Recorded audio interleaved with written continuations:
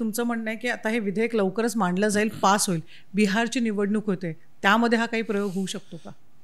त्याला अजून पुढचं जेव्हा अधिवेशन येईल, हं. कारण मान्सून अधिवेशनामध्ये आम्ही प्रयत्न करू. कारण माझ्या हातात हा विषय नाही आहे. मला जे वाटतं, मी तसं पाहायला गेलं तर मी कंपल्सरी वोटिंग एकचा माझं विधेयक केलं आहे.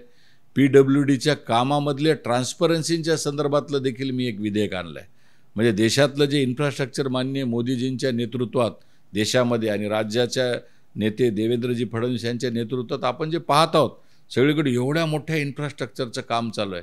यामध्ये अजून कशी पारदर्शकता येईल आणि चांगल्यातलं चांगलं इन्फ्रास्ट्रक्चर कसं मिळेल, या दृष्टिकोनातून पण मी विधेयक आणलं आहे.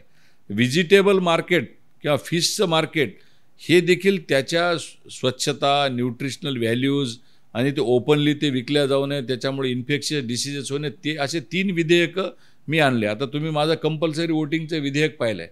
पण अशा प्रकारच्या विधेयकांमध्ये ज्याच्यामध्ये देशातल्या लोकांचा फायदा होईल, अशा प्रकारे म्हणजे त्याच्या एक तर आरोग्याचा विषय आहे, इन्फ्रास्ट्रक्चर विषय आहे आणि देशभक्ती म्हणजे कंपल्सरी वोटिंगचा विषय. असे तिन्ही माझे विधेयक मी आणलेले आहेत संसदेत. आता त्यावेळेस जेव्हा ती चर्चा होईल, अधिवेशनामध्ये जेव्हा ते विधेयक मांडलं जाईल, मग त्यावर चर्चा होईल आणि मग त्यावेळेस ते मतदान होईल.